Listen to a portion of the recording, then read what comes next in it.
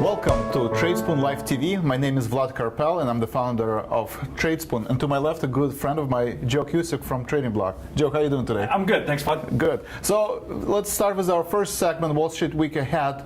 The theme in the market right now are earnings, earnings, and earnings. We see a strong dollar and the large cap stocks, Procter & Gamble, announced earnings, Pfizer announced earnings, and they missed their earnings to the downside. Same thing happened to the Microsoft. We see that the small cap stock have been outperforming the S&P 500, so we see that divergence. And elections in Greece is the theme from the last week. So Joe, what do you see in the Wall Street Week Ahead? You know what? Volatility. That's what we see. As a matter of fact, even today, watching the action here on Wednesday, we had Apple come out last night, had really good earnings, and that was a bit of a relief because a lot of eyes were on that. Basically, they did much better than what was expected. iPhone sales were off the charts. It was up $8 this morning. But you saw something very interesting. You saw the IV go from 91 back down to its normalization around 45.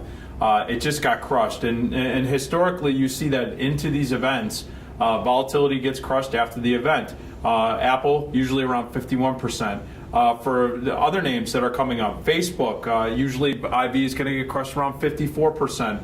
Amazon's coming out this week, usually gets crushed after the announcement at 49%. You see a pullback in implied volatility on those front month, those especially if they have weekly options.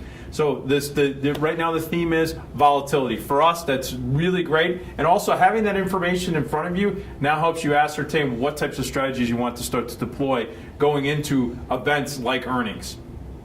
Thank you, Joe, for this insight, and thank you for being part of Wall Street Week Ahead. And now let's turn our attention to mechanics of the pick. At Tradespoon, we provide not only technology where you can use to spot opportunities in the market, but we also provide you with our daily trade recommendation, where we provide you specific entry and exit prices for stock, option, and option spread strategies. So our first trade that we would like to discuss is Morgan Stanley. And we know large banks have announced earnings in the past couple of weeks. JP Morgan missed earnings, Wells Fargo missed earnings, so they've been under pressure for the past couple of months. We feel like that the prices of Morgan Stanley has been stabilized and has been a great pick from the last year, and we think that going into the next 50 to 75 days, it will outperform the market, and we recommended going long on Morgan Stanley. So Joe, what do you see for Morgan Stanley pick? Yeah, you know what, like you said, financials have been under pressure. There's a little bit mixed messages with low interest rates still continuing around the world and here in the U.S. Just taking a look at the pick real quick, you went out with the pick at around $35 as the entry price. It's currently trading at $34.30, so not egregious by any means as far as a pullback. The options trade, taking a look at the March $30 call or $35 calls, the suggestion was $1.30 entry. It's trading at $1, so you've had a little bit of a decay there. But it is a March option, so you do have over 45 days. That allows you to possibly, if we get the volatility to hold up in here, to maybe sell some February options against it, or even maybe a March option and spread it off. Speaking of the spread, the March $38 call spread. This is a bull call spread, so it will appreciate if the market goes up, especially above $38 or at $38.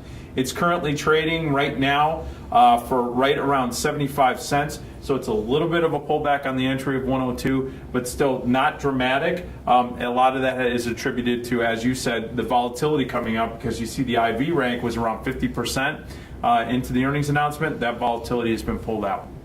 Thank you for that insight. And the second trade recommendation that we made in the last week is Travelers Insurance, symbol TRV. And again, our last year, insurance companies has been moving to the upside. We think this trend will continue going to the next year. There are several insurance companies, ticker symbol ACE, ticker symbol TRV, that has announced earnings in the past couple of weeks. So Joe, what do you see going for TRV? You know, as far as catalysts are concerned, as you can see under key stock events, it doesn't have earnings until April. So there's really no earnings catalyst or anything of that nature. You're going to keep an eye on the markets. Specifically, keep an eye on the fixed income markets as well as the volatility markets. That's going to give you a little bit of heads up. The one big thing here is that it has a vol change of around 80% when you initiated the idea of being bullish on TRV, Travelers. The stock was trading at 108.17. It's down to 106.58. It's been under pressure a little bit.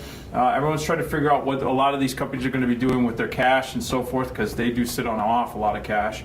And so again, if you're in this stock, if IV starts to rise in either February or March, take a look at maybe selling some out of the money calls, maybe about 1 standard deviation out of the money. The options trade, the March $100 calls, the suggested price going in was $8.15. It's currently trading around $7, down a buck from that, $1.15 from entry. Again, a lot of that's attributed to the pullback in volatility in this name. When you initiated it, it was high. So now you're seeing the impact of a volatility crush, especially in the earnings. Be aware of that going forward, especially if you're going to start putting some April positions on. Just be aware of the fact that that could happen again. With the spread, the 100-105 put spread, this is where you're selling. It's a bull put spread. You're selling the 105 puts. That's currently trading at $1.10. It's actually held up there. It's been interesting, Vlad. With the stock pulling back, even though the vol crush, the pullback is enough so that it's holding up there. So again, keep an eye on your risk. See if the pullback does, if we can't solidify here a little bit of a floor. Thank you, Joe, for that insight, and thank you, everybody, for being part of the segment, Tradespoon Mechanics of the Pick. And now we'd like to turn our attention to the last segment, where we talk about volatility and Tradespoon tools and technology.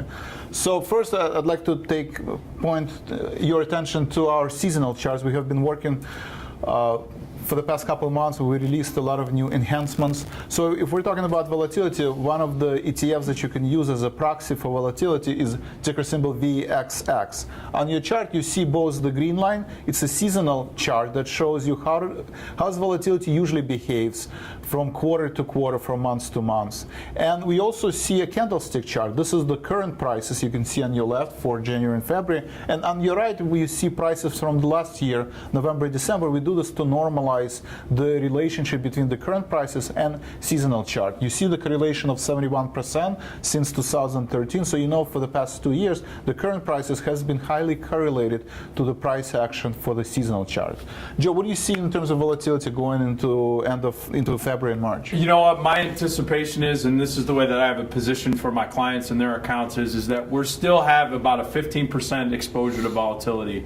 It has pulled back recently, specifically on the names that have come into earnings and have announced, but vol is holding up here. As a matter of fact, today when I looked at the VIX before we came on air live, it was actually up a little bit in spite of the fact that we had positive earning results from names like Apple and so forth.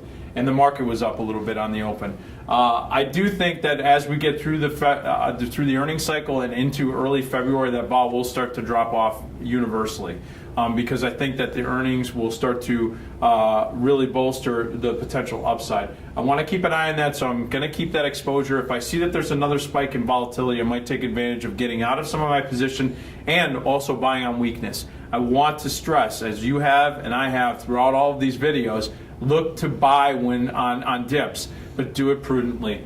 So vol right now, I see that you have your predictions going into the first couple weeks of February. It's going to pull off. I would agree with that sentiment right now, and that's how we're going to play it going into the end of January, early February. Yes, thank you for that insight, Joe. As you can see, the chart not only shows you candlestick for the past data, but we also show you what our predictions for the next 10 days, and hence you see the yellow candlestick points. And then we also show you what is our prediction for the 20 days, 30 days, 40 days, and 50 days. And you can see that, short term, we see that the volatility will collapse, but long term, there is still a lot of uncertainty in the market.